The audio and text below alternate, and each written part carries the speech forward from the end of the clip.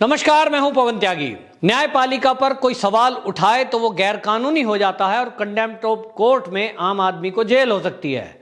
लेकिन अब जिस तरह के डिसीजन इस कोरोना के काल में निचली अदालत या हाई कोर्टों ने सरकारों को निर्देशित करते हुए कहा है, सुप्रीम कोर्ट ने ही उसके डिसीजन पर सवाल उठाया है।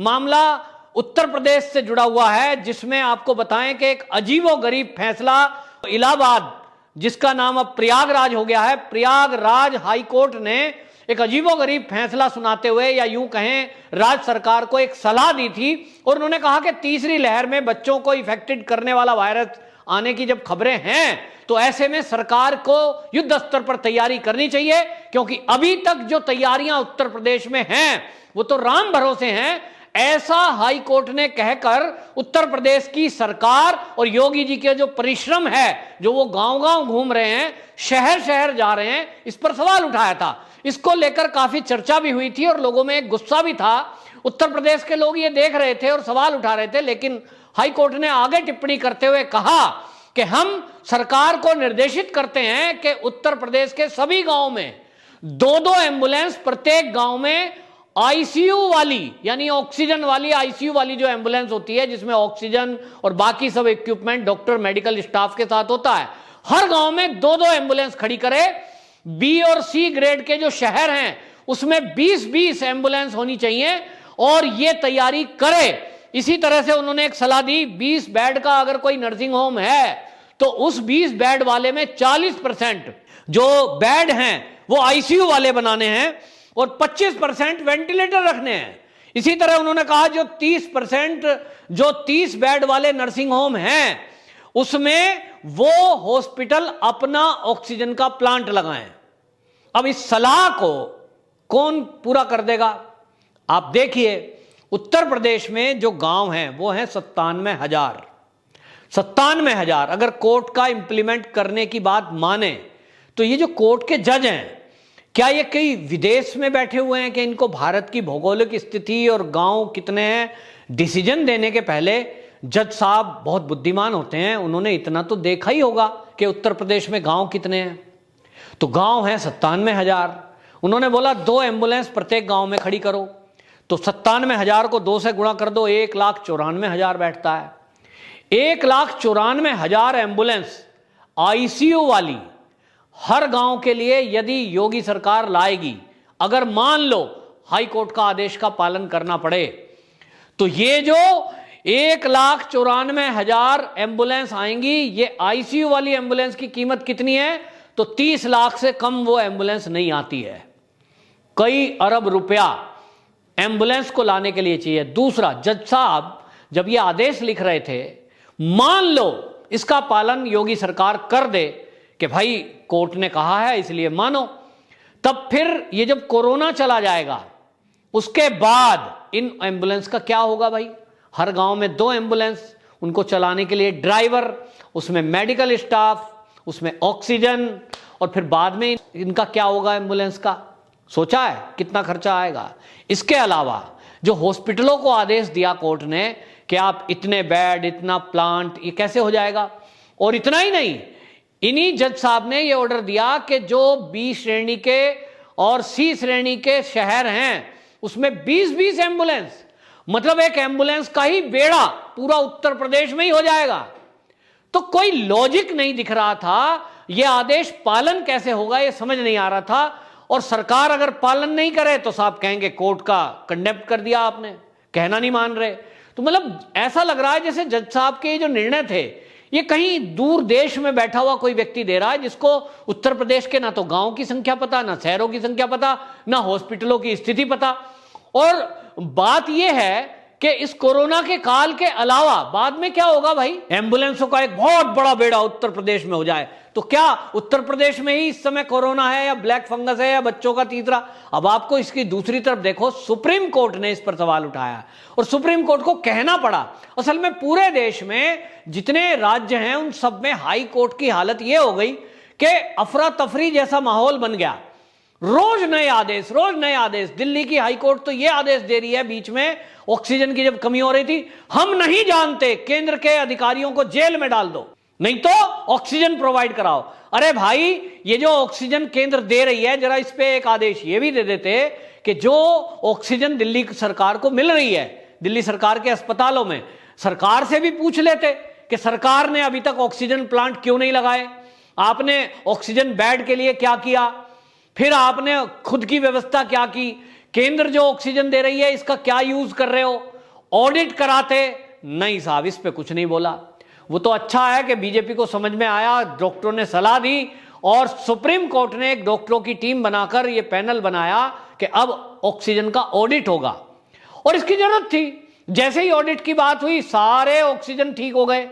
तो हाई कोर्ट के ऊपर बाकायदा सुप्रीम कोर्ट ने टिप्पणी उठाई और ये कहा कि हाई कोर्ट को स्वास्थ्य सुविधाओं को इस तरह का कोई फैसला नहीं देना चाहिए जिस पर अमल करना मुश्किल हो और जिनका राष्ट्रीय और अंतर्राष्ट्रीय स्तर पर प्रभाव हो। सुप्रीम कोर्ट की यह टिप्पणी बहुत महत्वपूर्ण है कि उन्होंने हाई कोर्ट के फैसले को, स्पेशली उत्तर प्रदेश के फैसले को ध्यान में रखते हुए ये टिप्पणी की है कि इस तरह के फैसले से राष्ट्रीय और अंतर्राष्ट्रीय स्तर पर इसका नुकसान हो सकता है। कोर्ट के जजों को यह सोचना चाहिए कि यदि आप ये सवाल उठा रहे हो कि यहां जो स्थिति है उत्तर प्रदेश में वो राम भरोसे है, इसका मतलब तो आप विपक्षी दलों को एक स्टेज दे रहे हो कि विपक्षी दल इस मुद्दे को उठाएं कि कोर्ट ने कहा है साहब राम भरोसे है। अरे भाई, राम भरोसे कैसे है? उत्तर प्रदेश की व्यवस्था राम भरोसे चल रही है? नहीं, योगी जी के भरोसे चल रही है, डॉक्टरों के भरोसे चल रही है, नर्सिंग स्टाफ के भरोसे चल रही है, दिन रात ड्यूटी देते पुलिस कर्मियों के भरोसे चल रही है। ये कोर्ट ने ये जो आदेश देकर ये टिप्पणी की कि उत्तर प्रदेश की व्यवस्था राम भरोसे चल रही है, इसका मतलब तो वहां डॉक्टर कोई ड्यूटी दे ही नहीं रहा, सब भगवान के भरोसे मरीज भर्ती हैं। ये डॉक्टरों का अपमान है, ये मेडिकल स्टाफ का अपमान है, ये पुलिस कर्मी जो दिन रात ड्यूटी दे रहे हैं, लॉकडाउन का पालन करा रहे हैं, ये इनका अपमान है। और जो घरों में ऑक्सीजन की सप्लाई कर रहे हैं, घर में लोगों को दवाइयां बांट रहे हैं, ये जो घर में जाके टेस्टिंग कर रहे हैं, ये जो गांव-गांव में सर्विलेंस टीम घूम रही है उत्तर प्रदेश में, ये उन सबका अपमान कर दिया इस हाई कोर्ट के इस आदेश ने। और इसीलिए सुप्रीम कोर्ट को कहना पड़ा कि ये राष्ट्रीय स्तर पर और अंतर्राष्ट्रीय स्तर पर आप नुकसान पहुंचा रहे हो, क्योंकि योगी जी को पहले ही टारगेट करना चाहती है कांग्रेस और विपक्षी दल, उनको मौका दे रहे हो आप। तो क्या हाई कोर्ट भी देश की ये एक राजनीति का अखाड़ा बन गया है? वो इस तरह के फैसले करेंगे, वो इस तरह की बातें बोलेंगे जिससे विपक्षी दलों को फायदा पहुंचे, राजनीति देखेंगे। लेकिन जहां बीजेपी की सरकार है उसके विरुद्ध आए दिन नए आप निर्णय दोगे। तो ये किस तरह से हो रहा है?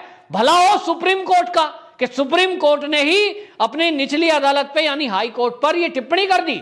यदि ये टिप्पणी आम जनता में से कोई कर रहा होता या कोई नेता कर रहा होता तो अभी तक हाई कोर्ट उसके लिए सम्मन जारी कर देता, पकड़ो इसको, गिरफ्तार करो, इसकी हिम्मत कैसे हुई कोर्ट के फैसले के विरुद्ध बोलने की। और इसलिए योगी सरकार बोली नहीं, योगी जी ने कोई स्टेटमेंट नहीं दिया। योगी जी काम कर रहे हैं, जनता को दिख रहा है, पूरी दुनिया को दिख रहा है, लेकिन शायद ये जो फैसले देते हुए लोग हैं या जो विपक्षी दल सवाल उठाते हैं, इनको नहीं दिख रहा। क्या नहीं दिख रहा कि योगी जी एक दिन में 4-4 शहरों में विजिट कर रहे हैं, गांव के अंदर जा रहे हैं। पहला मुख्यमंत्री ऐसा है जो एक दिन में कई गांवों की विजिट कर रहा है, लोगों से मिल रहे हैं, होम क्वारंटाइन हुए लोगों से मिलते हैं जाके, आपको दवाई मिली कि नहीं मिली, ऑक्सीजन में तो कोई दिक्कत नहीं है। और इतना एक बड़ा भारी अमला कोविड के टाइम में कंट्रोल रूम के रूप में काम कर रहा है, दिन रात अधिकारी काम कर रहे हैं। गाजियाबाद के डीएम को मैं जानता हूं, मतलब गाजियाबाद का मैं निवासी हूं, कोरोना से पीड़ित हुए हैं, जैसे ही कोरोना से ठीक हुए हैं, शरीर में वीकनेस है, कमजोरी है, लेकिन वो कोरोना काल में भी निगरानी रखते रहे, ऑक्सीजन की क्या व्यवस्था है, हॉस्पिटल की क्या व्यवस्था है। और इस तरह से सारे डीएम उत्तर प्रदेश के एक्टिव मोड पर हैं। सांस नहीं मिल रही है उनको, उनसे पूछो, वो कहेंगे योगी जी का आए दिन फोन आता है। हमारे को फोन ऐसे दिए गए, उत्तर प्रदेश में अधिकारियों को जो फोन दिए गए, स्पेशली आदेश है कि चाहे आम जनता का फोन हो चाहे ऊपर से किसी अधिकारी का, आपको फोन उठाना है। फोन नहीं उठ रहा है, उनकी चेकिंग होती है, उसके खिलाफ लेटर मिल जाता है, मेल आ जाता है, जवाब दीजिए, फोन क्यों नहीं उठा। मतलब पूरा अमला दिन रात मेहनत कर रहा है उत्तर प्रदेश के गांव और शहरों में, और कोर्ट ने कह दिया साहब ये तो राम भरोसे है। इस तरह की टिप्पणी कैसे बर्दाश्त की जाएगी? तो सुप्रीम कोर्ट ने ये फैसला सुनाया। हालांकि हाई कोर्ट जो इलाहाबाद का, प्रयागराज का ये फैसला सुना रहा था वो स्वतः संज्ञान था। लेकिन आपको बताऊं, उत्तर प्रदेश को ही टारगेट किया जा रहा है। आज तक जैसा बड़ा चैनल आप देखें, उसका एक खुलासा हुआ है। उसने इलाहाबाद में संगम के किनारे, प्रयागराज के किनारे रिपोर्टिंग करते हुए रिपोर्टर भेजे, जिसमें कई रिपोर्टर जा चुके हैं, और वो क्या कह रहे हैं, ये देखिए संगम का तीरा, यहां लाशों का ढेर बना हुआ है, ये लाशों का शहर हो गया है। लेकिन बाद में पता चलता है कि वो जो लाशें रेत में दफनाई गई हैं, जिनको आज तक चैनल और कई चैनल दिखा रहे हैं, जिसको प्रियंका गांधी, राहुल गांधी ट्वीट कर रहे हैं, ये कांग्रेसी लोग हल्ला कर रहे हैं, उस सोशल मीडिया पे बवाल मचा हुआ है कि ये देखिए लाश इतनी है, लोगों को जलाने की जगह नहीं मिल रही, रेत में दबाई गई है। जब पत्रकार पूछता है तो वो बता रहे हैं जिन्होंने रेत में दबाई, बाकायदा दबाते हुए एक व्यक्ति मिल गया। उसने कहा भाई हम बौद्ध धर्म को मानते हैं, और बौद्ध धर्म में यह कहा गया है, संस्कृति में, बौद्ध धर्म में कि लाश को जलाते नहीं है, वो जमीन में रेत में दफनाई जाती है, रेत में ही दफनाई जाती है, और इसलिए वो जमीन में गाड़ी जाती है बौद्ध धर्म में। तो आप उसमें दफना रहे हैं, उसकी हकीकत को ना बताकर आप कह रहे हो लाशों को जलाने की व्यवस्था नहीं है, प्रशासन ने व्यवस्था नहीं करी है। ये देखिए लाशों का ढेर लग गया है, नदी में बह रहे हैं। फिर 2015 का चित्र दिखा रहे हैं। अरे भैया, वो नदी में भी जो बहाई जा रही है, उसके लिए यूपी सरकार एक्शन में आई। ग्राम में प्रधानों को और शहरों में नगर निगमों को बाकायदा उसके लिए 5,000 रुपए प्रति लाश का अंतिम संस्कार करने के लिए बजट दिया गया। पुलिस की ड्यूटियां लगाई गई नदी के किनारों पर कि कोई भी इस वजह से अपनी लाशों को पानी में ना बहाए, नदी में ना बहाए कि उसके पास पैसे नहीं है। सरकार उसका खर्चा उठाएगी और उसके बाद एक्शन में है।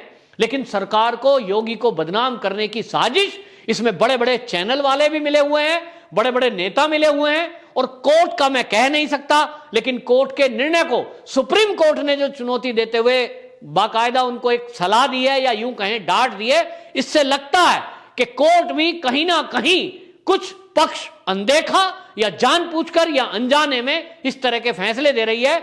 नहीं तो योगी जी को टारगेट करके योगी जी पर यह सवाल उठाना कि उत्तर प्रदेश में व्यवस्था राम भरोसे है, यह योगी जी का भी अपमान है। और इसके लिए सुप्रीम कोर्ट को और कानून मंत्री को देखना चाहिए कि इस मामले में इन चीजों को कैसे रोका जाए। वंदे मातरम।